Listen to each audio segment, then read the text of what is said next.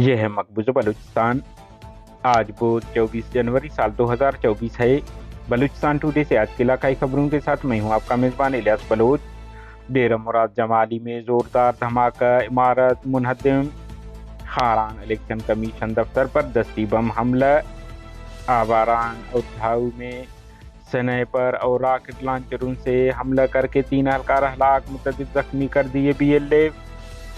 اسلام آباد، یہاں سے جو نفرت کا پیغام دیا گیا، ہم یہاں سے نفرت کا پیغام لے کر جا رہے ہیں۔ ہمارے ساتھ جو کچھ ہوا وہ سب کچھ یاد رکھا جائے گا، ڈاکٹر مہرنگ کی press conference. Islamabad human rights commission of Pakistan کی جانب سے اپنے سوشل میڈیا اکاؤنٹ پر پوسٹ کرتے ہوئے لکھا گیا ہے کہ HRCP جبری گمشدگیوں کے خلاف خواتین کی قیادت میں جاری بلوچ کیمپ کے ساتھ یکجہتی کے لیے ہر وقت تیار اور ریاستی رویے کی مذمت کرتی ہے۔ بلوچ آزادی پسند بزرگ بلوچ رہنما عالم برکانی انتقال کر گئے۔ کوئٹہ بلوچ جبری لاپتہ افراد کی بازیابی کے لیے قائم کیمپ کو 5313 دن مکمل۔ خاران مسلح افراد نے بازار میں فائرنگ کر کے عبدالغفور، جواد اور یوسف نامی 3 افراد کو زخمی کر دیا اور فرار ہو گئے۔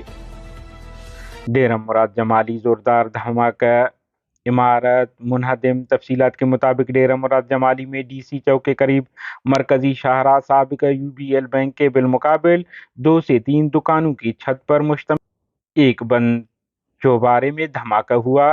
دھماکے کے باعث پوری عمارت تباہ ہو گئی، جبکہ دھماکے کی آواز دور دور تک سنی گئی، تاہم کوئی جانی نقصان نہیں ہوا ہے۔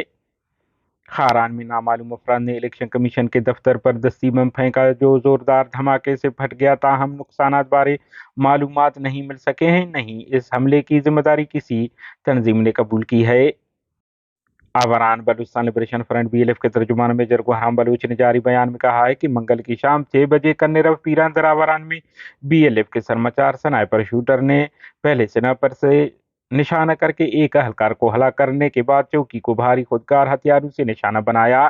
حملے میں دشمن فوج کو مزید جانی مالی نقصان پہنچا۔ ترجمان نے جاری دوسرے بیان میں کہا ہے کہ پیر کی شام 6 بجے کے قریب سرمچاروں نے جلجاؤ کے تحصیل کیمپ میں قائم قابض پاکستانی فوج کی چوکی کو جدید ہتھیاروں سے نشانہ بنایا، جس میں 2 اہلکار ہلاک، متعدد زخمی ہو گئے۔ اس واقعے کی ذمہ داری بھی وہ قبول کرتے ہیں۔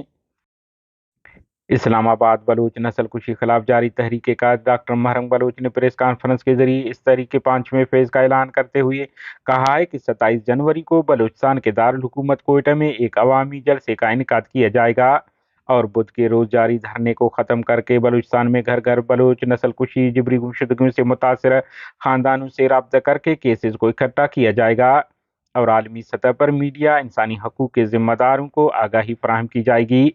انہوں نے کہا ہے کہ یہاں سے جو نفرت کا پیغام دیا گیا وہ پیغام ہم بلوچستان لے کر جائیں گے۔ ہم یہاں سے نفرت کا پیغام لے کر جا رہے ہیں، ہمارے ساتھ جو کچھ ہوا وہ سب کچھ یاد رکھا جائے گا۔ ڈاکٹر مہرنگ بلوچ نے کہا کہ بلوچ یکجہتی کمیٹی کی جانب سے بلوچ نسل کشی خلاف جاری تحریک کا آج 61واں دن ہے۔ تربت میں بالاچ بلوچ کے ماورا عدالت قتل خلاف شروع ہونے والا تحریک آج پورے بلوچستان میں ریاستی ظلم، جبر اور بربریت کے خلاف ایک منظم تحریک بن چکا ہے۔ کوئٹہ نواب خیر بخش مری مرحوم کے قریبی ساتھی شہید گوریلا کمانڈر استاد محمد اعظم عرف امل پرکانی کے بھائی سرخیل رہنما، جیل کی سلاخیں کاٹنے والے بلوچ آزادی پسند بلوچ رہنما استاد عالم پرکانی اس فانی دنیا سے رخصت ہو گئے۔ آپ کا شمار نواب خیر بخش مری کے قریبی ساتھیوں میں ہوتا ہے۔ وہ نواب مری اور مری قبائل کے ساتھ کئی سال جلا وطنی میں گزار دیے۔ واپسی کے بعد وہ کئی بار گرفتار ہوئے۔ اس کے علاوہ وہ پاکستانی فورسز خفیہ اداروں کے ہاتھوں 2000 کی دہائی میں بلوچ آزادی پسند رہنما میر عبدالنبی بنگلزئی سمیت جبری لاپتہ ہو گئے، تاہم بعد ازاں منظر عام پر لائے گئے مگر جھوٹے مقدمات میں کافی عرصے بند رہے اور کیس کا سامنا کرنے کے بعد بری ہو گئے۔